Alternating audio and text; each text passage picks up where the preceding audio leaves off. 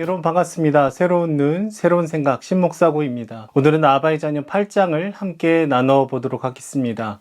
이제 아바의 자녀도 9장만 다루면 끝이 나는데요. 다음 책이 어떤 책을 읽을지 고민해보고 또 소개하는 영상을 찍어보도록 하겠습니다.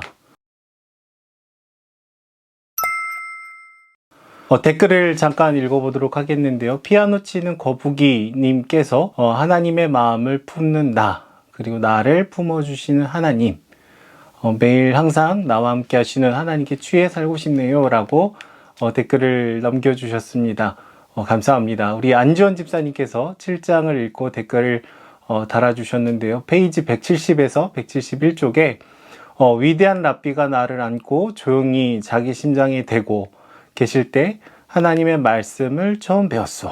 요한에게 기독교의 핵심은 전수된 교리가 아니라 직접 자신의 체험에서 비롯된 메시지였다. 하나님은 바로 사랑이시라 라는 내용을 댓글로 달아주셨습니다. 우리의 삶도 정말로 하나님의 사랑을 체험하고 경험하고 또 풍성함에 이르를 수 있었으면 좋겠습니다. 우리 아바의 자녀 8장을 읽으면서 저에게 가장 먼저 떠올랐던 것은 미움받을 용기라는 책 제목이었습니다. 우리는 보통 다른 사람이 나를 어떻게 바라보는가를 굉장히 신경을 많이 쓰고 살 때가 있는데요. 그래서 8장의 서두에서는 하루 중 깨어있는 시간의 대부분을 우리가 다른 사람의 비위를 맞추거나 호감을 주는데 다 쓰고 있다라고 얘기를 하죠. 그래서 한국 사회는 명예와 수치, 체면의 문화가 강하기 때문에 이 다른 나라들보다 다른 사람의 이 시선을 의식할 때가 더 많이 있는 경향이 있습니다. 그래서 사회 통념을 좀 벗어나고 보편성을 떠나는 것을 굉장히 죄악시하는 문화들이 있죠. 그래서 일정한 기준과 틀, 삶의 방식을 요구하고 요구를 또 받는 겁니다. 이 대다수의 사람들이 동의하고 원하는 것을 따르지 않고 굉장히 독특한 삶을 저희가 살아가게 되면은 이상한 사람처럼 취급받기 십상이죠. 그리고 외면을 받을 때도 있습니다. 그래서 종교적인 동조와 정치적인 정도에 대한 우리 문화의 압력은 독특한 자의 빈곤으로 몰아간다. 이렇게 얘기를 하고 있어요. 그러니까 누군가는 이런 압박에 무릎을 꿇고 자신을 잃어버린대요. 또 누군가는 여전히 자기의 길을 걸어갈 수도 있는 것이죠. 브랜던 매닝은 우리가 그리스도가 주신 인정보다 동료들의 칭찬, 비웃음이 중요해지게 되면은 전혀 그리스도인답지 못한 삶을 살아갈 수밖에 없게 된다라고 얘기를 하고 있습니다. 그래서 지나치게 다른 사람의 인정에 나의 존재를 두지 말고 모든 사람이 자기 발로 서야 된다라고 얘기를 하죠. 토마스 머튼의 말을 인용합니다. 자아가 건강한 사람들은 타인의 시선과 말과 이 평가에 과도하게 휘둘리지 않고 미움받을 용기를 품으면서 그 길을 계속해서 우리가 걸어갈 수 있다라는 것이죠. 실제로 예수님에 보면은 많은 사람들이 예수님을 비판하고 비난하고 귀신에 들렸다라고까지 이야기를 했던 것을 저희가 성경을 통해서 볼 수 있습니다. 어쩌면 여러분 우리가 이 땅 위에 살아가면서 진정한 그리스도인으로 살아간다라는 것은 독특한 사람이 갖게 되는 빈곤, 이것을 경험하면서 살아가는 것일 수도 있겠습니다. 그러면서 두 번째 파트에는 우리가 종종 행위를 통해서 나의 가치를 찾으려는 경향들이 있는데 이것이 전혀 건강하지 않다라고 얘기를 하죠. 기도를 열심히 해서 교회에서 하는 여러 일들을 나의 공로와 나의 의로움을 쌓기 위해서 노력을 한다면 우리는 또 다른 율법에 빠지게 된다라는 거예요. 그래서 우리는 행위보다 그리스도 안에서 내가 어떤 존재인가를 기억을 해야 되는 것이죠. 여전히 부족하고 여전히 인격적인 결함이 가득한 존재일 수 있겠지만 하나님은 나를 아바의 자녀로 불러주시는구나. 그것을 구체적으로 고백하고 인식을 해야 된다라는 거예요. 여러분은 어떻습니까?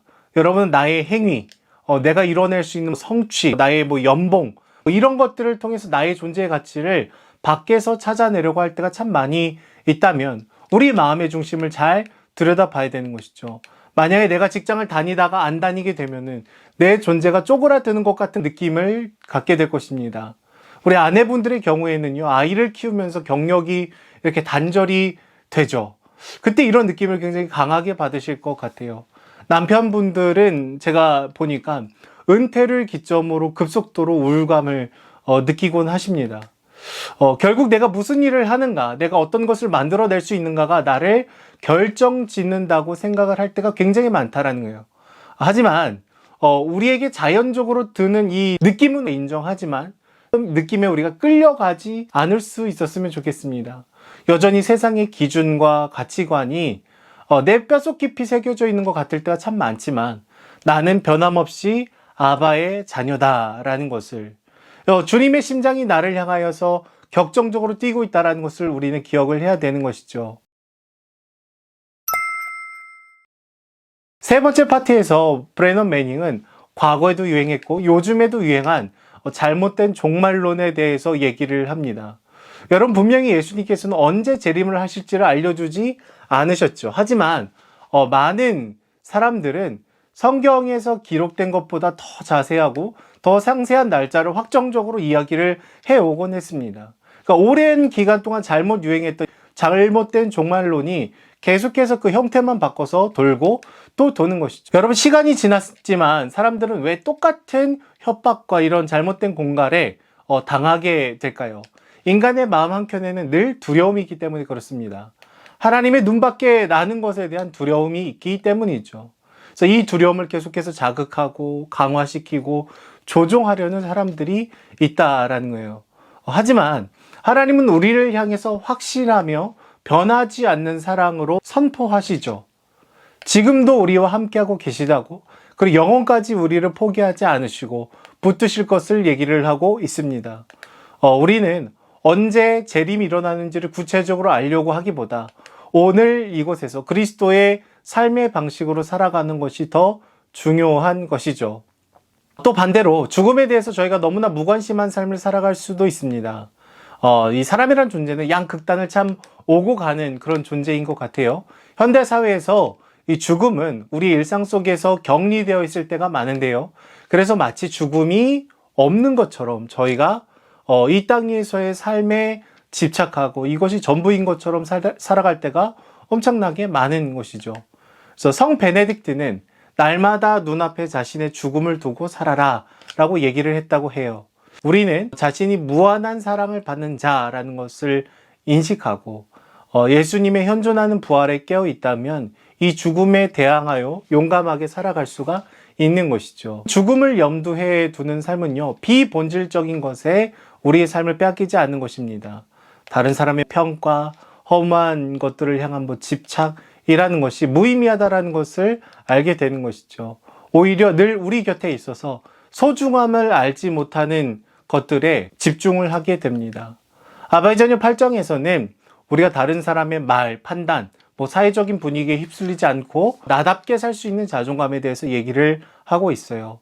그리고 재림의 때에 내가 제외될 것 같은 두려움에 미혹되고 끌려가는 그런 일들, 그리고 죽음을 아예 잊어버리고 세상이 소중하다고 속삭이는 거짓된 만족감에 끌려가지 않으려면 용기가 필요하다고 얘기를 합니다. 하나님이 우리에게 중요하다고 말씀하신 것에 집중하고 영원한 것을 쫓아 걸어갈 수 있는 용기를 우리가 품고 걸어가야 되는 것이죠. 저는 개인적으로 이런 용기를 위해서 진실한 공동체가 필요하다고 생각을 합니다.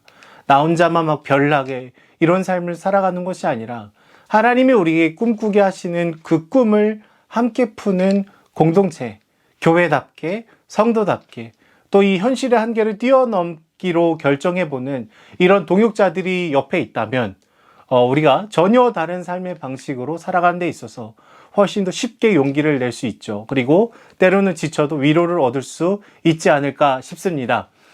자, 오늘은 여기까지이고요. 다음 주에는 아바의 자녀 9장 마지막 리뷰를 해보도록 하겠습니다. 그러면 지금까지 새로운 눈, 새로운 생각, 신목사고였습니다. 감사합니다.